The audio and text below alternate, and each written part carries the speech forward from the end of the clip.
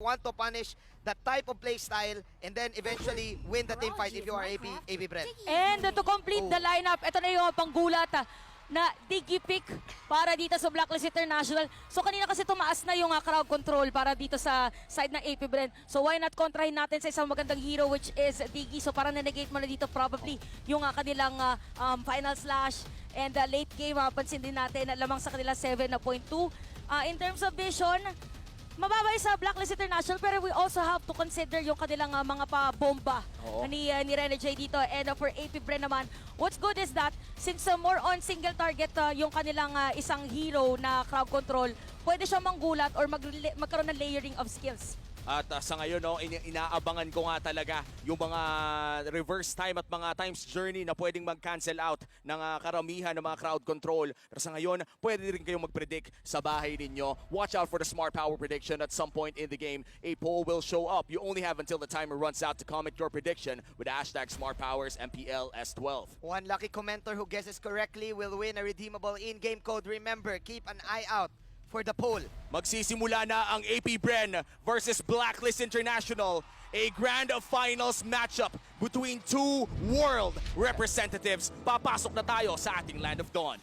Going back, start ng Season 6, ang Diggy pick ay naging menace kay Coach Ducky.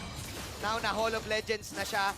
Ito ang pinakita ng Blacklist International na first pick para sa game number 1. At nakakatakot din kasi ito yung black box na tinatawag natin for this squad.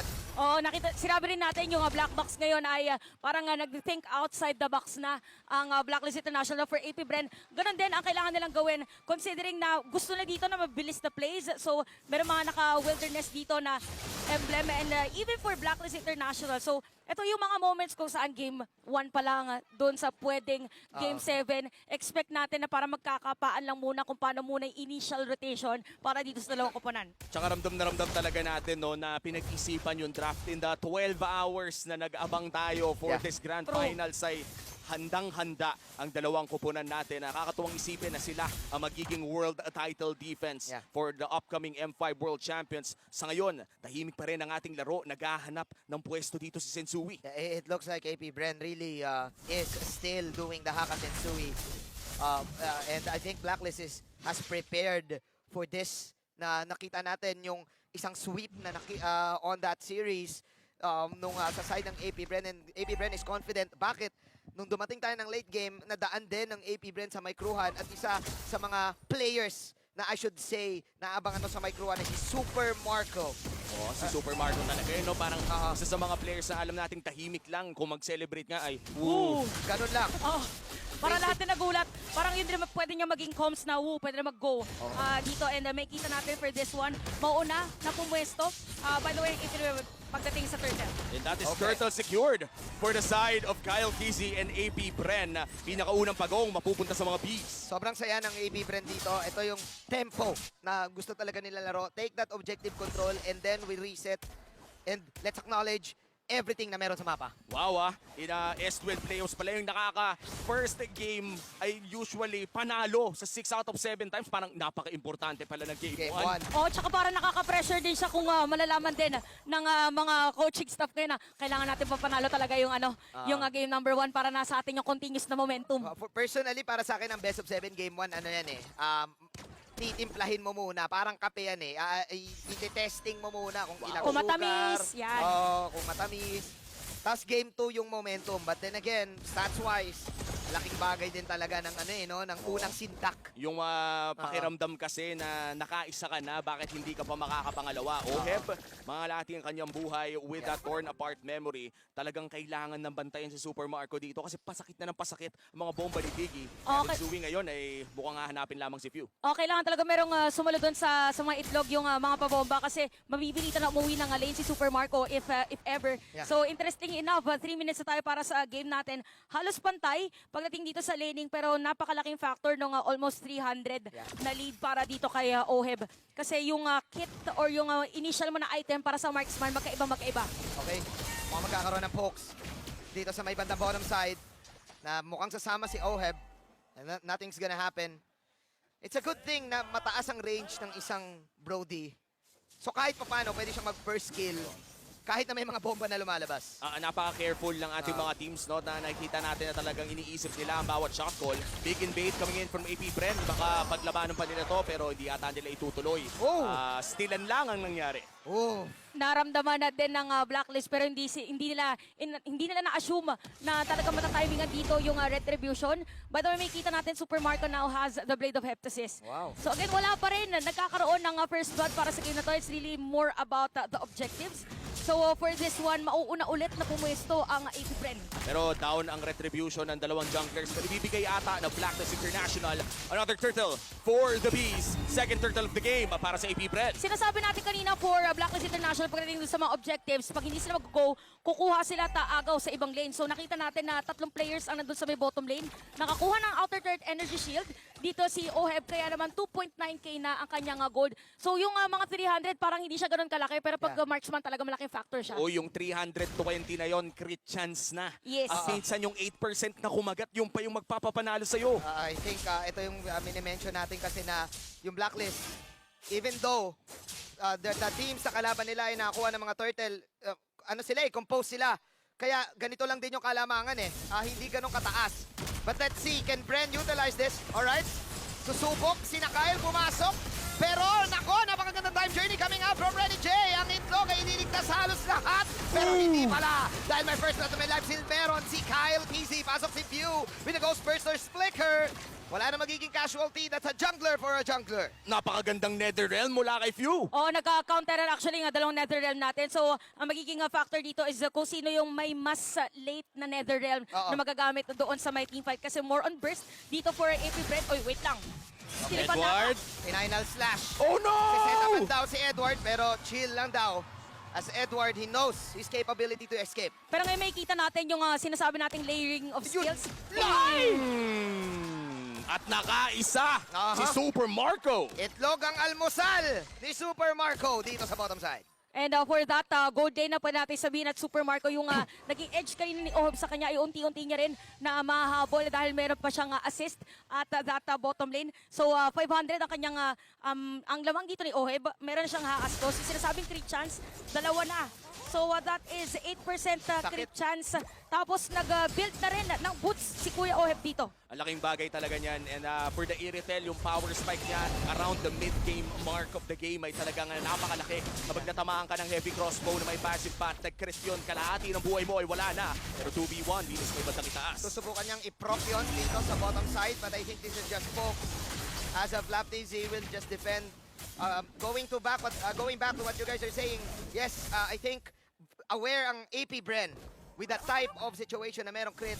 That's why I think right now, if you are part of the Bees, you need to, it's go time. You utilize your mid-game, kahit pa paano may lamang ka, at kailangan nilang pumersa ngayon. Yung para sa rin is from the Earth Shatter, kaya bigla ang onward para dito kay Open, if ever na may makakasalubong, as long as kasama niya rin si Few, para yung haltak naman ng kanyang Shadow Stampede ay pwedeng gamitin. Tignan mo ang ginagawa ni Flap TCO. Sinasalo lahat ng mga bomba para sa kanyang mga kapatid. At yan talaga, kapag may kalabang kandigi, mas lalo na kung magaling, ay usually meron kang isang taga-clean up duty. Kumbaga yung tagalinis ng bomba. Tagalinis ng mga bombs bunny, no? Para... Ikaw yung cleaner sa classroom. Cleaners. Yan talaga yan ganun talaga At nasa kamay pa ng walang iba kundi ni Renny J. Kaya ang daming Jabom beats na lumalabas sa map. Cross map muna. Actually, yung ginagawa ng dalawa. So, para ipipilit din dito sa may bottom lane, same goes with the Blacklist International doon sa may top lane. At ibibigay na lang din ng mga XP laners. Hindi ata ibibigay yung dun sa kabila. Sa top. Magkakaroon ng slight advantage dito ang AP Bren. Pero mukhang magbabayad ng buhay si Flap TZ. Kailangan na rin niya ibigay to, men. Mukhang ibibigay niya nga. Binibilisan ata ni Super Marco. Flap TZ with the defense!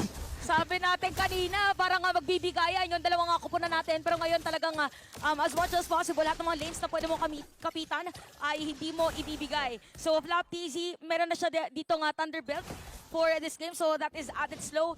And para naman dito kay Edward, inuna niya yung Dominance Eye. So same pattern for our XP laners na sila yung mauuna or isa sa mga initiators for both teams. Setsui, meron pa namang Mortal Coil. Hindi siya madedelikado doon. Pero sa ngayon, mukhang Lord ay nandyan na rin. This is the first Lord of the game. May lamang sa pwesto ang Blacklist pero naghahanap ang AP Bren ang pwedeng i-engage. napakalaking bagay ng counter final slash dito. I think maghihintayan ngayon sila ng time journey. And Blacklist International, what they're doing is just Oh, no! in the top lane. Saktong-sakto yung torn apart memory, and this is a good timing actually para dito sa AP Bren na pumunta at diretso itong Lord. Pero side ng Blacklist, pwedeng dumiretso dahil merong Mortal Coil si Sensui para hindi siya crowd control if ever for this Lord's in. Oh my! Okay, violence na nilabas doon, but Renny J makakapag-counter. Pero ang ganda ng netherrealm na meron si Mr. View. Oh, Gwen! Sabay eto na yung mga suplex na ginagawa ni na Ogwen. Tumakbo ngayon ang kumunan ng Blacklist International. Can AP Bren go for the Lord? Yes, they can. First Lord of the game, mapupunta sa kamay ng AP Bren. Perfect objective score para sa kanila. And with this Lord, pwede silang sumira dito ng Torres sa may middle lane, pero nandito rin naman si Edward para dumepensa. Again, yung layering of skills ang nagiging edge ngayon ng AP Bren dahil the moment na nakita nila dito na nag-times journey, hinantay muna nila bago na gamitin dito yung iba pang mga skills at ibibigay na nga rin din yung middle lane. Magiging mas madali dito para silipin yung purple buff ni Sensui. Tignan mo naman yung damage dealt ni Super Marco. Yung Yeah. power spike ng early game, Brody, na maagang nakapag-heptasis. Yeah. Sure akong naramdaman mo na yun. Makati yan gumuguhit. Partida pa, nabantayan siya sa bottom lane. At napakahirap na fit yun. Dahil din yun sa kanyang mga kampe, I would really like to commend SlapTZ in this game. Acting as secondary tank for his team. Oh, kalmado lang talaga din na si FlapTZ, parang walang unnecessary na mga initiations. So may kita rin natin dito na nag-Demon Hunter Sword. Actually si Super Marco at yung malangit nga na Blade of Heptasis. So expect that si Super Marco every time na magkakaroon ng stock ay dediretso with a torn apart memory. Tsaka parang dagdag sakit pala no kapag natamaan ka nung armor pen ng isang Kyle TZ Dirot tapos natamaan ka pa ng torn apart memory. Para kang nagtanggal ng lahat ng armor mo. Noot sa sarap ang torn apart memory. Yeah, last pick itong Dairot no? Last pick. So nagme-make sense. Kahit na yung Terizla ay makunachi, masasaktan. Oh, kita natin na even for Edward nga, usually di ba nakikita natin siya pagka Terizla papasok anytime. Pero dahil aware din siya dito sa threat ng AP Bren, wag na lang muna, kaya na rin lumobo at 5.6k gold lead dito ang lamang ng AP Bren. So same muna na strategy na sinasabi natin pagdating dito sa MPL Philippines, tiis, pogi, hanggang makahabol dun sa farm. Very safe nga ang naging laruan ng Blacklist International mula early game pa lang. Pero isang retry lang kasi in a late game Lord. Isang magandang team fight ang kailangan na lang talagang gawin dito ng Blacklist. As you said, Chantel, ay tiis pogi. Antayin natin yung chance nating makasteal ng objective o magkamali ang AP Bren. Ang tanong na lang ay, magkakamali ba ang AP Bren?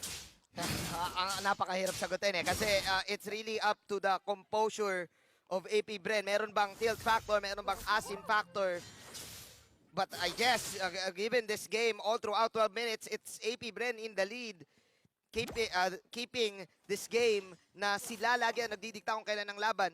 I should say, for Blacklist International, dito sila malakas. Pag umabot na ng 12 minutes Yes. at nagsama-sama. Oh, tsaka kung mapansin natin, yung gantong movement din kasi since meron kang vision with the bombs, para magiging mas madali dito yung area for them to farm. So, parang nung nagsasalita si Manji kanina, iniisip ko kung paano nga ba ang way of error for AP Bren considering na ganito yung labang. So, pwedeng magkaroon ng force play. Medyo mahirap nga lang mag-long lane kay Edward kasi kailangan din siya sa teamfight kasi hindi hard tank si Rene J. Kailangan na din dito na Okay, violence snatch na pagkulat. Nilabas doon. Tournament memory nandito na din. Kyle TZ. Fake lang muna ang bawat kupunan na to. 15k on the Lord. Blacklist International, they will back off and they will disengage. Ibibigay nila itong Lord na libre sa AP Bren. Luminous Lord secured para sa AP Bren. Lahat ng objectives, lahat ng tore, tuloy-tuloy ang objective takes para sa AP Bren. Grabe din yung disiplina dito ng AP Bren kasi hindi din nila pinilit. So parang sinuwag lang nila dito yung mag-a-attempt from Blacklist International. At isang item na lang dito ang inaantay ni Super Marco para mabuo. Actually, kakabuo niya lang bago pa natin makompleto ang ating sentence. So meron rin si Halbert. Yeah. So imagine, sabi natin, meron ka ng armor pen with this Diroth. Tapos magpatong-patong pa yung mga skills. Medyo mahirap for Blacklist na dumepensa. Ang ganda din ang wave control nila. That's one inhibitor turret down. Mid lane naman ata ang kanilang gusto. Babagsak na rin ang mid lane. Top lane ang huling punteriya para sa AP Bren. Pero mukhang teamfight ata ang kanilang hinahanap. They will try to go for the push. Pero kung ikaw ang AP Bren, siguro ang call mo, okay na yon kasi nakuha mo yung mid, nakuha mo rin yung bottom side. Unang Lord pa lang ba? Oh, Pangalawa na, pangalawa boss. na pala. pala. Luminous na yun eh. Lagi kasi sa AP Bren napupunta eh. Pangalawang Lord na, tapos 5 kills pa lang para sa game natin. Sabi pa naman din naman Jin kanina, gusto mo bakbakan agad. Wala. Pero ito, objective taking muna. Yun ay tuloy na bakbakan. Nag-time journey na din. Pero mas maganda pa rin yung Violent Dash. Pero nagkalabasan na rin ng Nether Realm. Nandun pa rin Super Marco na pumabanat sa manang Kenny. At pumabanat na mga kuryente. Medyo makati na. At masakit na ang Super Micro ni Super Marco. 5-2 is the score. Merong minion wave sa taas and this is a 3v4 scenario.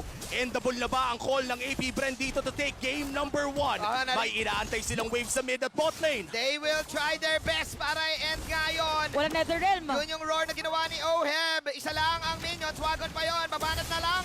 Dito si Kyle at si Marco kay Renny J. Naging itlog na si Renny J. Trying his best. Pero mukhang hindi na ata. Kakayanin ni J na nga. AP Bren owning game number 1.